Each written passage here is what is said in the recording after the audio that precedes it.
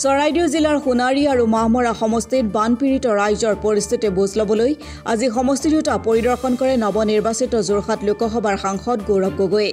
ইতিমধ্যে বৰহাটৰ বানাক্ৰান্ত অঞ্চলসমূহৰ ৰাইজৰ বিভিন্ন সমস্যা বুজ লয়। প্ৰশাসনৰ কাম কাজত সন্তুষ্ট নহয় সাংসদগৰাকী। ৰাইজৰ সমস্যাসমূহ লৈ জিলা প্ৰশাসনক অৱগত কৰিব বুলি ৰাইজক কয়।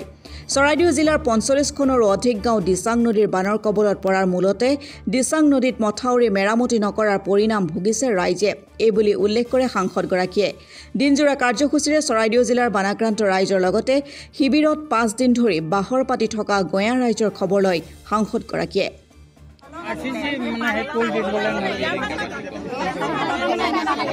মানে এটা সময়ত কোনোবা এজনে ক'লে খবৰৰ কথা শুনো, কিন্তু এটা সময়ত কোনোবা এজনে ক'ব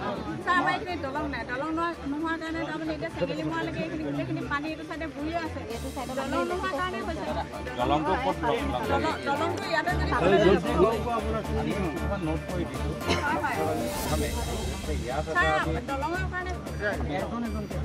ইয়াত আমি দলঙৰ কথা কৈছোঁ খেৰাবাৰী, আৰু ইয়াত মানে তেওঁলোকৰ মানে মেডিকেলৰ বস্তু দি আহি আকৌ ভগৱতী মলমতা দি সামৰি মাৰিছে।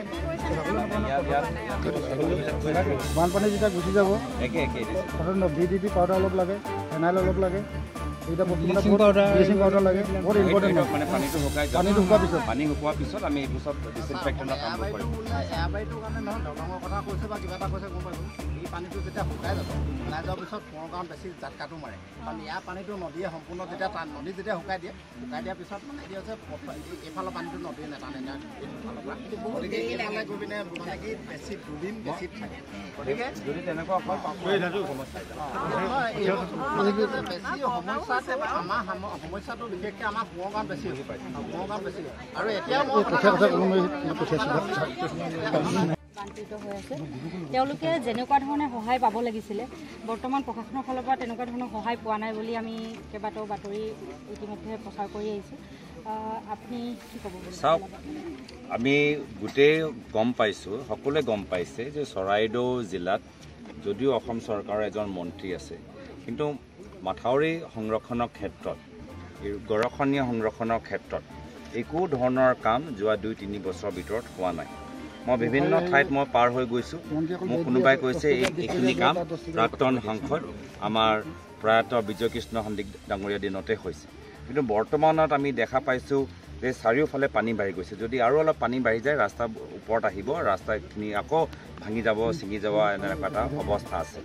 কাৰণ এই ধৰণৰ কথাবোৰ আমি কৈ আছোঁ, কিন্তু দুখৰ কথা কি যি সময়ত আমি ৰাইজৰ অভিযোগ চৰকাৰৰ সন্মুখত দাঙি ধৰিছোঁ, আমাৰ অসমৰ মুখ্যমন্ত্ৰীয়ে কৈছে আগতে কাৰ চৰকাৰ আছিল, গোটেইবোৰ কাম আগতে কৰা গৈছে।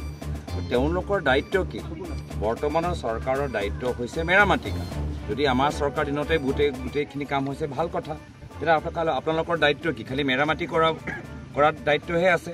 সেই মেৰামতিও তেওঁলোকে কৰিব পৰা নাই, অলপ ক'ৰবাত ওখ কৰিব লাগে সেইখিনিও কাম তেওঁলোকে কৰিব পৰা নাই।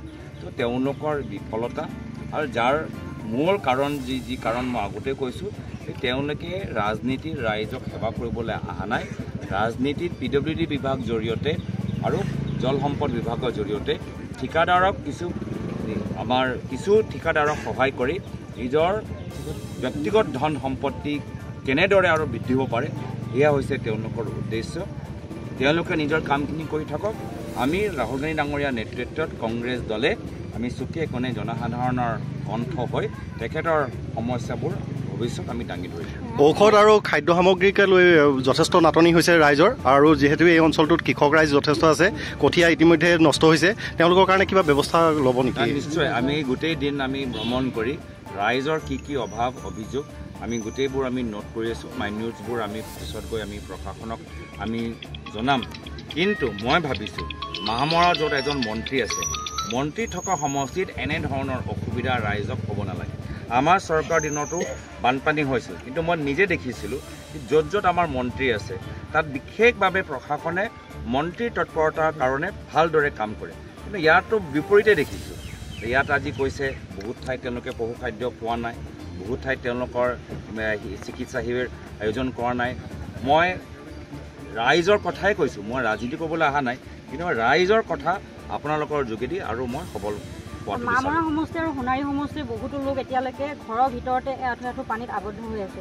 সেইসকলক এতিয়ালৈকে কিন্তু প্ৰশাসনে কোনো ধৰণৰ উদ্ধাৰ কৰাৰ অভিযান চলোৱা দেখিবলৈ পোৱা নাই। মই ক'ৰবাত মই শিবিৰত নিজে গৈছোঁ, দেখিছোঁ। ক'ৰবাত মানুহে কৈছে আমি ভাবিছিলোঁ পানী কমি গ'ল আৰু সেইকাৰণে আজি সোমাইছোঁ, আজি পানী আৰু বাঢ়িছে। তো সেইকাৰণে মই ভাবিছোঁ আজিৰ দিনটো চাই প্ৰশাসনে আৰু চৰকাৰে আৰু মানে সবল নেতৃত্ব ল'ব লাগে। ঠিক আছে, হ'ব।